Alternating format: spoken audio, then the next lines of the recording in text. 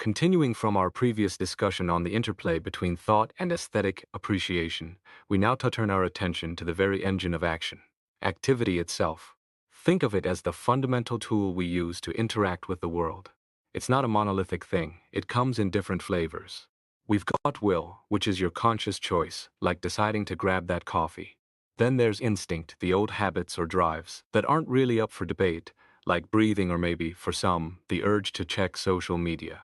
And finally, habit, that starts off as a deliberate choice but becomes almost automatic, like brushing your teeth.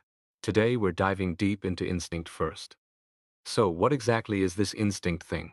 The key takeaway here is that it operates outside the realm of prior experience. It's not something you learned, it's just there. Think about animals. Their whole existence is basically a series of instinctive reactions firing off one after another. A cat doesn't learn how to hunt through a textbook, it just does. In humans, especially kids, instinct is pretty strong. That newborn baby knows instinctively to latch onto its mother for food. It's a drive, a necessity built right in. As we grow older, though, reason and experience take over more, and instinct takes a back seat, even in something as fundamental as self-preservation. You might not consciously calculate risks every second, but that underlying instinct is still there, just less dominant.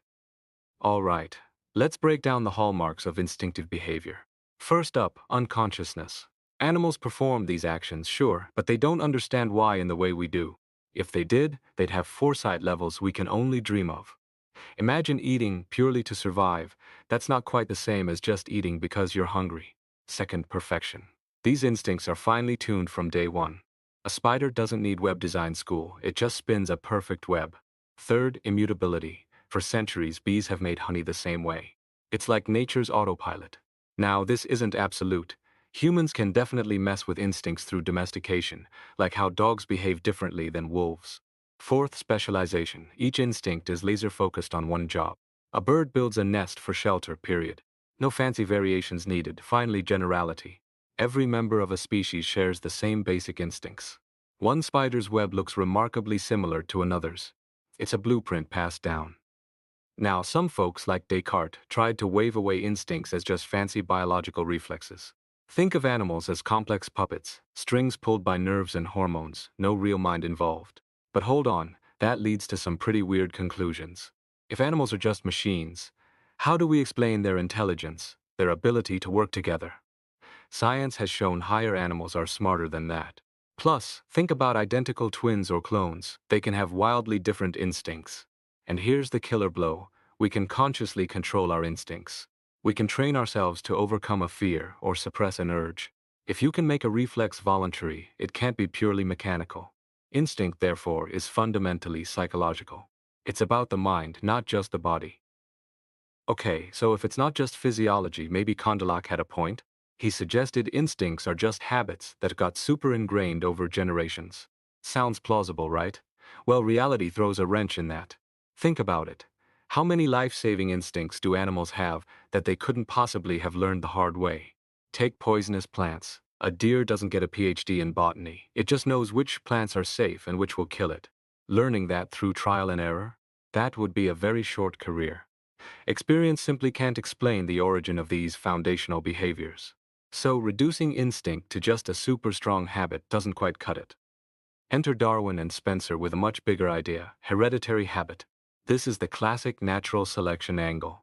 Imagine dog breeders. They pick dogs with certain traits, say a specific coat color, and breed them. Over generations, that trait gets stronger and stronger in the puppies, while dogs without it might not even get a chance to reproduce.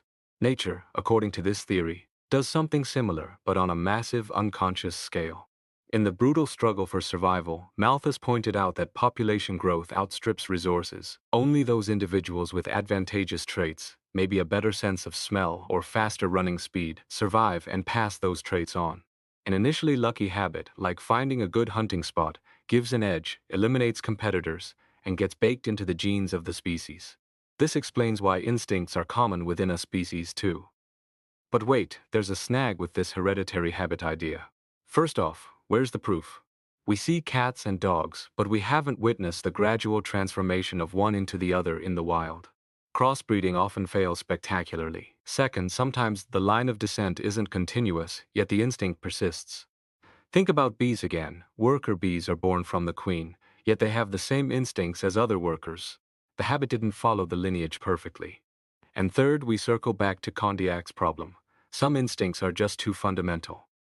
If self-preservation or the drive to eat hadn't been instinctual from the start, life wouldn't have gotten off the ground.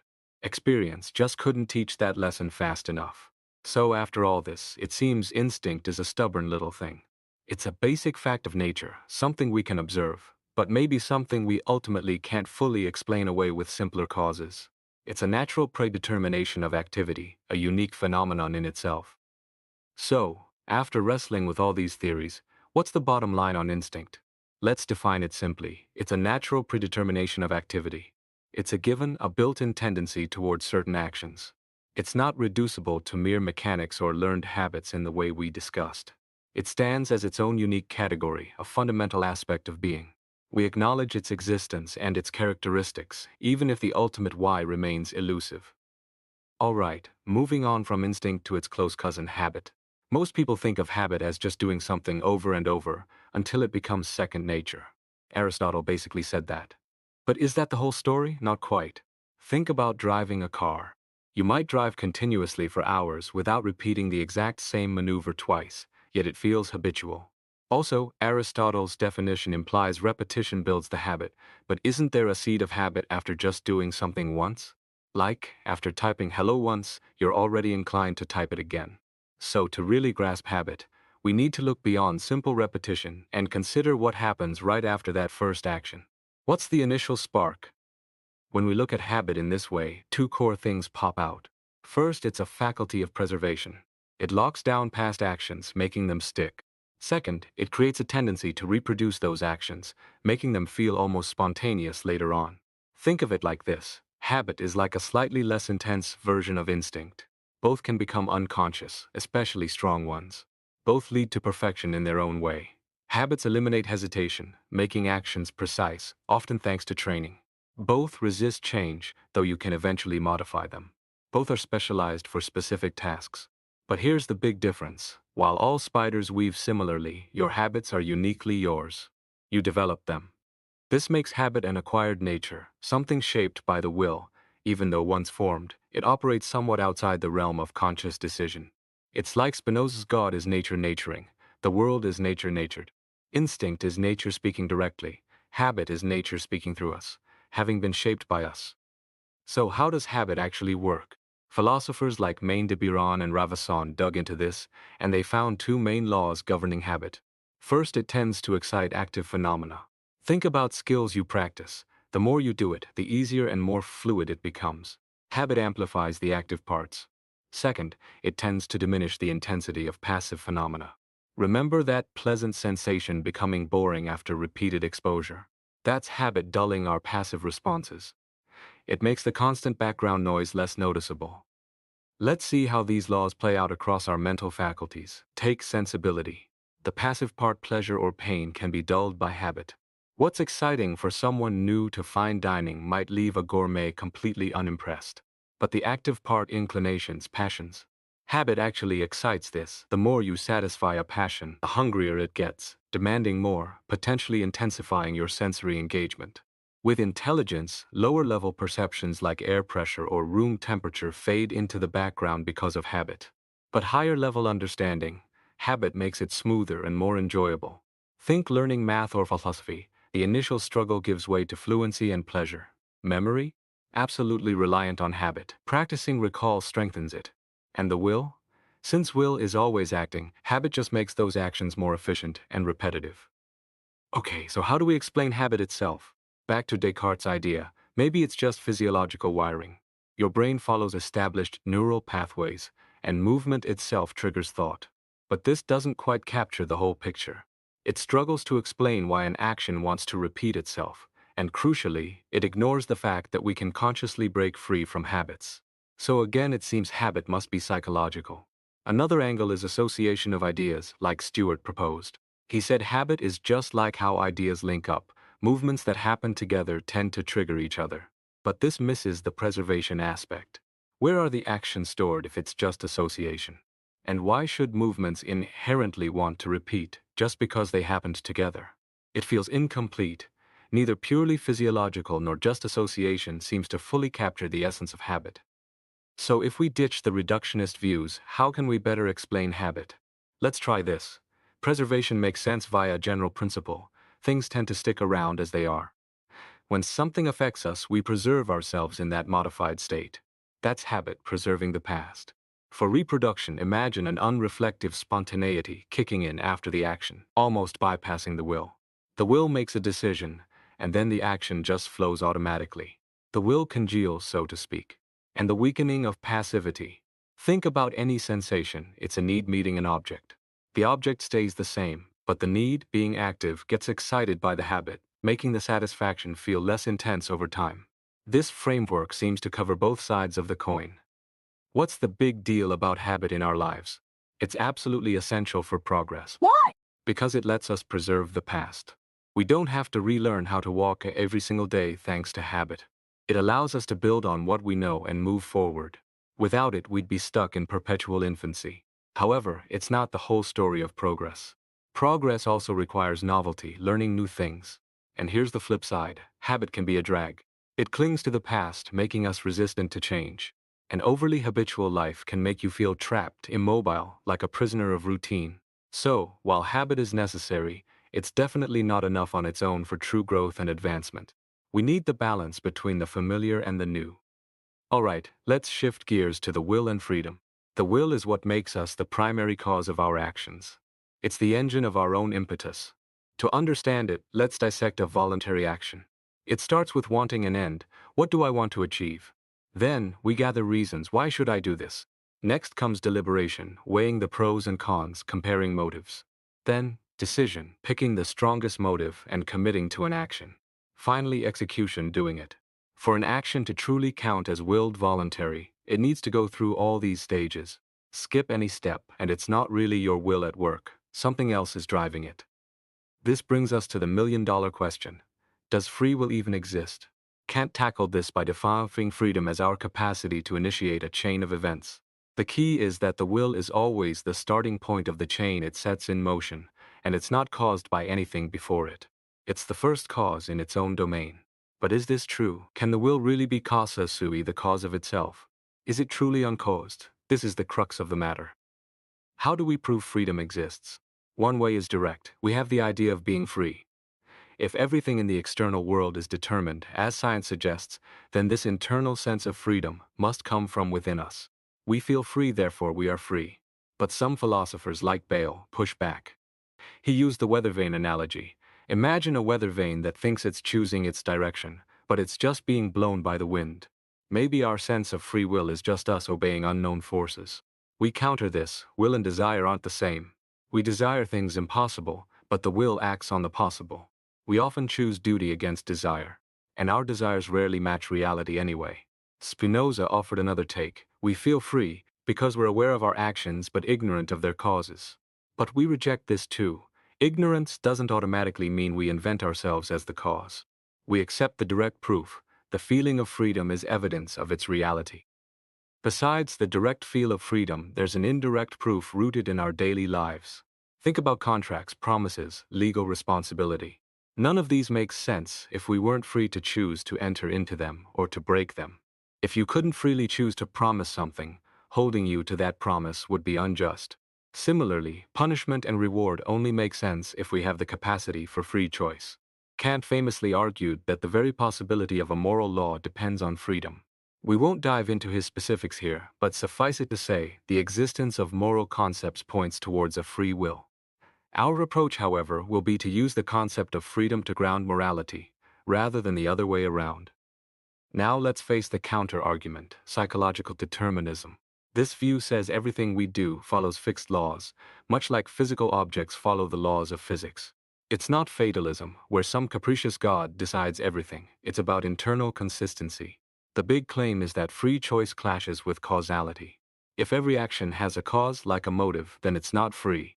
Determinists argue that either our actions have a cause, making them unfree, or they have no cause, which violates the principle of causality. Since the latter is unthinkable, our actions must be caused by motives, derived from our thoughts, character, and habits. Therefore, there's no real contingency, no room for chance or free choice in our decisions. Determinists might say, okay, even if you have multiple motives, there's still a mechanical process. They fight it out in your mind, like weights on a scale, and the heavier one wins. But read through a curveball. Are there actions without any motive at all? He asked. I pull a coin from my pocket. Why this one? When I start walking, why the right foot first? I move a knife along a line. Why this end? He called this freedom of indifference. We disagree. There's always a reason, even if subtle. Maybe muscle memory, maybe a fleeting focus of attention, maybe a tiny need to finish the task quickly. Even if we grant, for argument's sake, that some trivial actions might lack a clear motive, it doesn't undermine the idea that our major decisions are determined. The important stuff is still likely governed by motives. Jouffroy tried another tack, splitting causes into dispositions, emotional drives like love, and motives, intellectual reasons like duty. He argued that since actions from dispositions feel determined, actions from motives must be free. But Kant shot this down.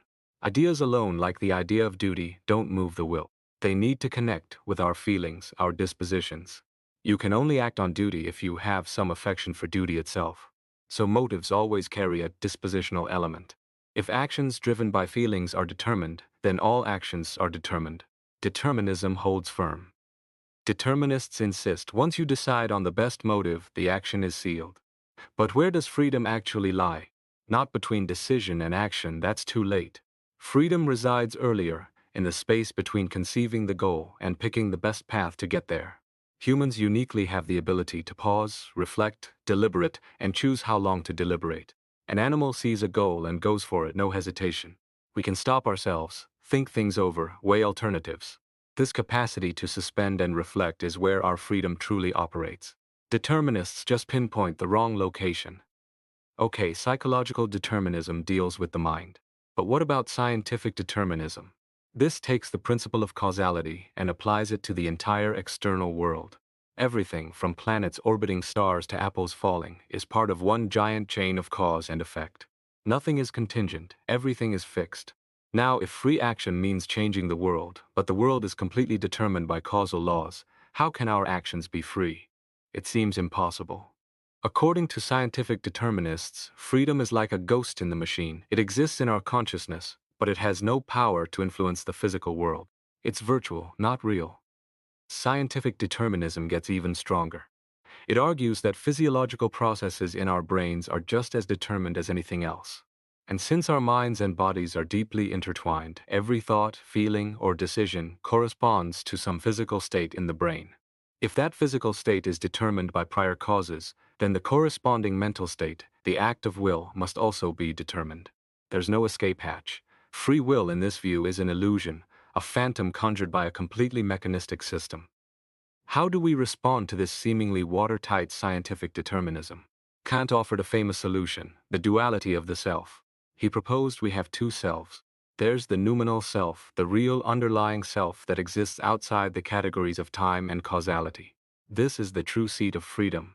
Then there's the phenomenal self, the self we experience through our senses and reason, which is necessarily caught within the net of causality and time. So science describes the phenomenal self, which is determined. Ethics, however, applies to the noumenal self, which is free. Two worlds, two sets of rules. But Kant's neat solution faces a huge problem. It preserves a kind of freedom, yes, but it's a metaphysical ghost. Our actual lives, our choices, our actions, all happen in the phenomenal world, the world governed by causality and time. If our free will is stuck in the noumenal realm, how can it possibly influence the phenomenal world where we live? It's like saying you have a free spirit, but it's locked in a cage and can never affect the outside.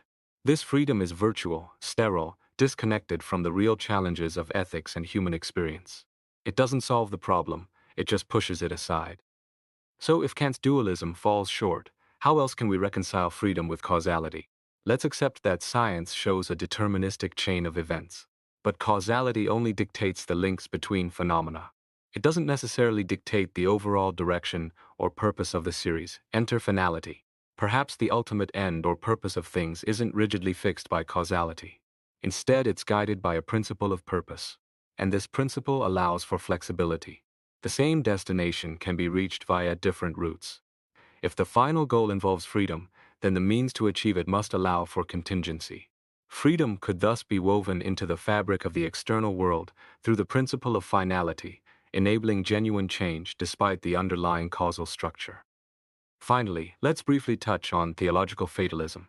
With the rise of belief in God, a new form of fatalism emerged, centered on reconciling human freedom with divine attributes. Two big issues arose. First, God's prescience. If God knows everything I'll do beforehand, am I really free to do otherwise? Or am I bound by his knowledge? Fatalists often choose to limit human freedom here. Second, God's providence. If God can intervene and change things, does that mean our freedom is limited? The fatalist response to prescience hinges on imagining God as existing in time like us with a past and future. But theologians argue God exists outside time in an eternal present. He doesn't foresee a future, he simply sees all events eternally. There's no contradiction if he knows what we will freely do. The providence issue is more complex, but the timeless nature of God offers a potential resolution to the prescience dilemma. So, wrapping up this whirlwind tour, we've seen instinct isn't just reflexes or habits, but a unique, innate drive. Habit is our acquired nature, preserving and reproducing actions, less perfect than instinct but deeply personal. The will operates through distinct phases, and freedom seems real, supported by both direct introspection and the logic of responsibility. Psychological determinism stumbles when explaining motives and the true location of freedom. Scientific determinism pushes the threat further, linking mind to a determined physical world. But Kant's dualism feels too abstract. A more promising reconciliation lies in distinguishing causality's role in linking events from finality's role in setting purposes, allowing for contingency. And even theological concerns about God's foreknowledge find resolution in understanding God's timeless perspective. It's a complex puzzle, but the pieces seem to fit better than initially thought.